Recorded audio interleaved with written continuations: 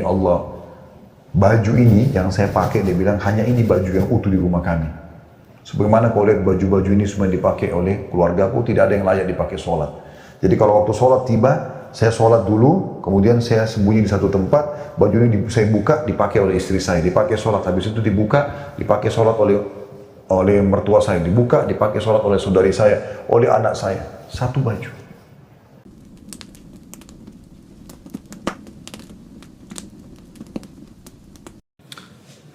Ada seorang yang sangat tua di Mekah, dia menaungi kurang lebih 8 orang wanita, cuma dia sendiri laki-laki. Seingat saya dalam kisah itu disebut ada 4 anaknya perempuan, ada istri dia berlima, ada mertua dia 6, kemudian ada 2 saudari dia perempuan, 8. Ya. Sama dia 9 orang, jadi 8 wanita. Semuanya miskin, hidup hanya dari hasil orang ini, dan orang ini sudah tua. Umurnya 60 tahun, hampir 70 tahun. Ringkas cerita teman-teman sekalian, At-Tabari menceritakan karena dia bilang, saya hadir dari awal kisah ini, maka saya coba ceritakan.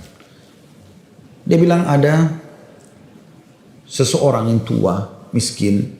Saya melihat lalu lalang di sekitar Masjidil Haram di Mekah ya, di musim haji.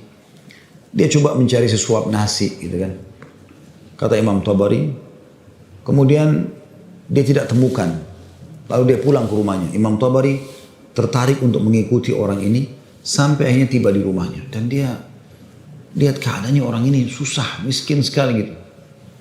Yang jelas dia ditanya oleh istrinya, mirip dengan kisah tadi, apakah ada makanan buat kita hari ini? Kebetulan waktu itu awal Ramadan di Mekah. Mereka tadi sahur, tidak ada makanan, sekarang mau buka puasa juga nggak ada makanan. Maka dia bilang, saya sudah coba tadi keliling mencari makanan buat kita buka puasa, tapi nggak ada. Kemudian dia bilang, coba saya keluar lagi. Keluarlah orang tua ini, jalan jauh dari rumahnya. Apa kira-kira yang harus dia lakukan? Dia harus kerja kemana?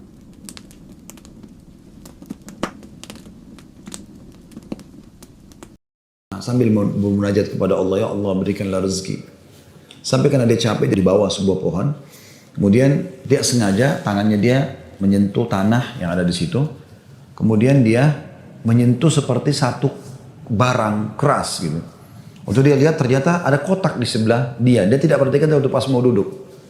Dan kotak ini biasa dipakai untuk ngisi emas gitu. Maka dibuka lah sama dia. Kotak tersebut ternyata betul ada emas dalam. Banyak sekali. Kalau saya tidak salah waktu itu 1000 keping emas ya. Maka dia pun melihat membuka, ini harta yang luar biasa. Di siang hari nggak ada orang di bawah pohon, gitu kan. Dia lihat kiri kanan, nggak ada pemukiman masyarakat di pinggiran sekali, gitu kan.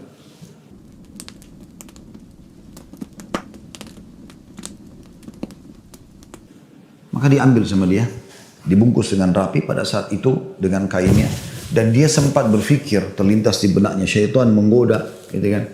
Kau orang miskin, kalaupun kau tidak mau mengambil semua, ambillah minimal 1 batang emas atau 1 koin dinar emas ya, yang kau bisa infakkan untuk buka puasa keluargamu.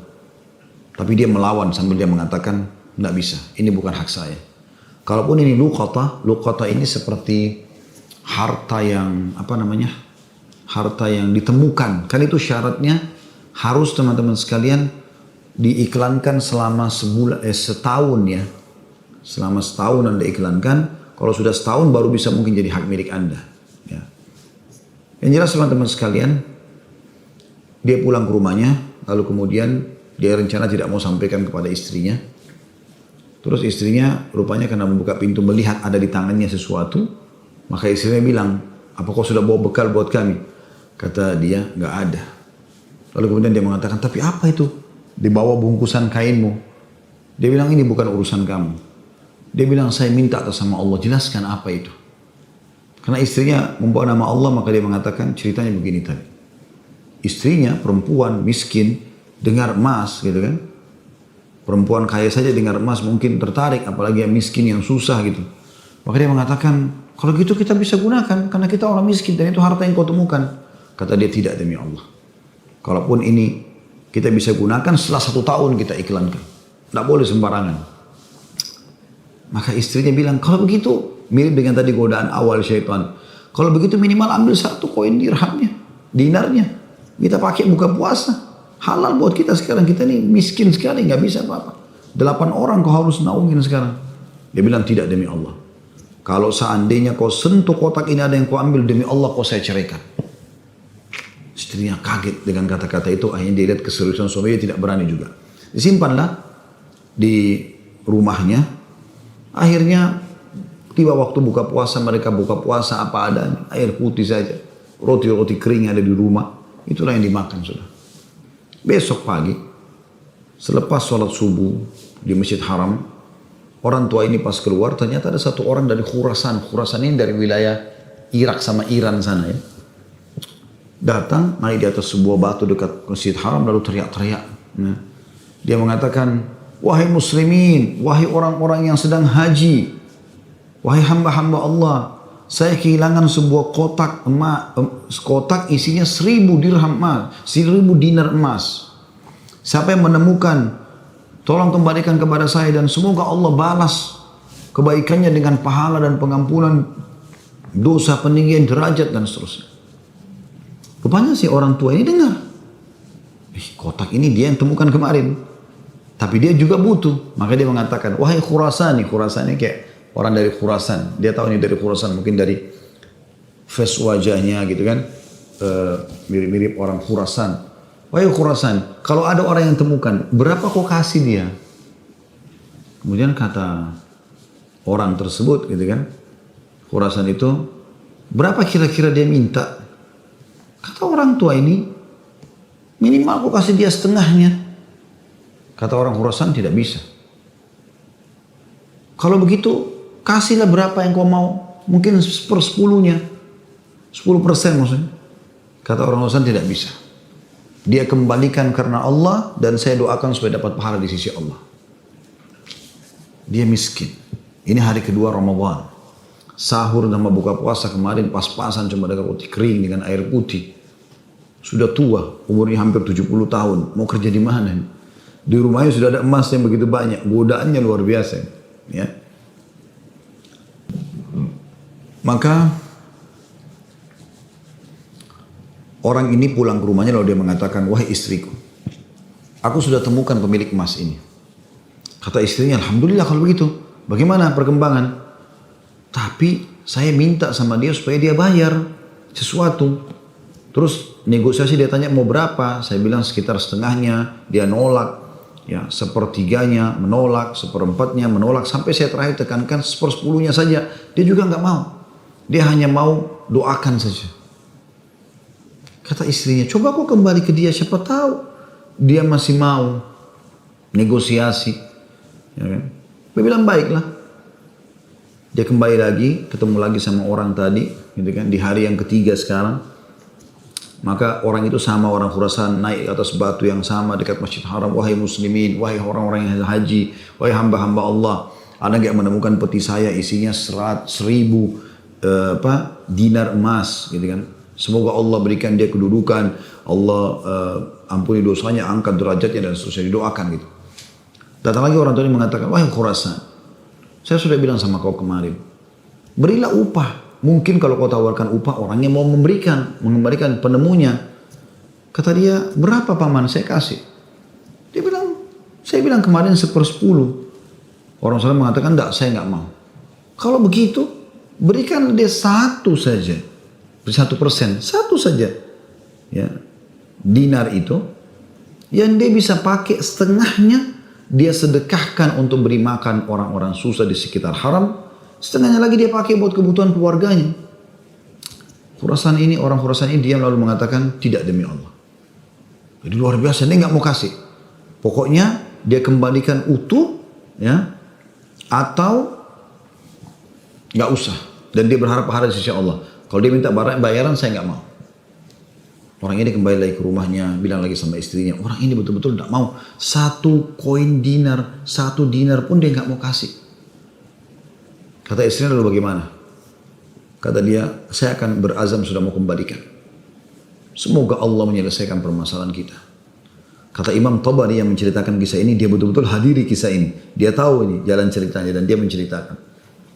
Lalu orang ini kembali lagi, ternyata di hari selanjutnya masih sama lagi kejadiannya.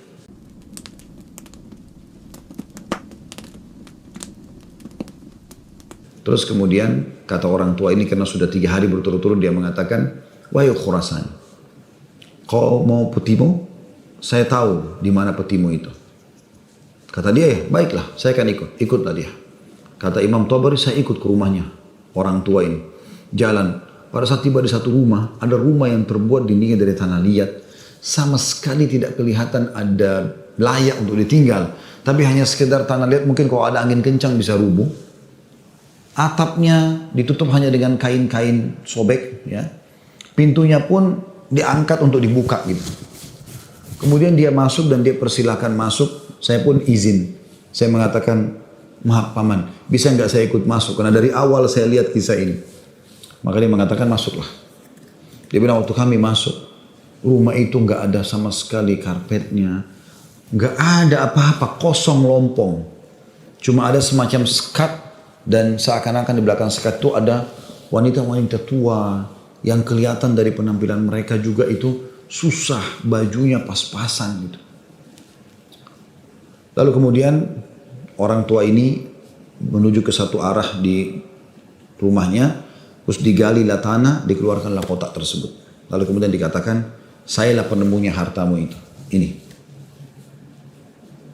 Dan saya sempat minta sama kamu agar kau berikan sebagian. Sebagaimana kau lihat ini keluarga saya susah begini. Saya sini 9 orang di rumah kecil ini. Saya sendiri laki-laki dan umur saya sudah hampir 70 tahun. Sementara ini istri saya ada di sini juga sudah tua. Ada mertua saya, ada 2 saudari saya, ada 4 anak saya. Mereka semua miskin. Gitu kan.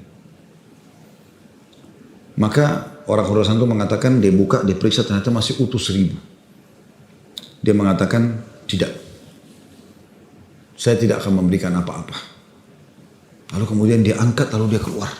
Saya cuma bisa doakan kamu kebaikan. Waktu dia keluar, kata Imam Tabari, semua perempuan-perempuan tadi yang tua-tua ini ada yang memang bajunya rusuh. Seperti orang yang menggigit jari dan kaget ada orang diberikan kembali 1000 dinar, tidak dibayar sedikit pun. Dan tokoh kita ini luar biasa, dia hanya mengatakan innalillahi wa inna ilaihi raji'un. Dah, kalimat istirja, ini musibah. Ya, sudah mendapatkan apa dan dia betul-betul jujur, dia jaga, dia enggak ambil karena takut kepada Allah SWT. Dia bilang sementara itu, kata Imam Tabari bilang, saya tidak tahu mau bilang apa. Saya pun menundukkan kepala, serba salah karena waktu itu Imam Tabari masih muda dan belum punya apa-apa gitu. Dia juga mau bantu apa gitu.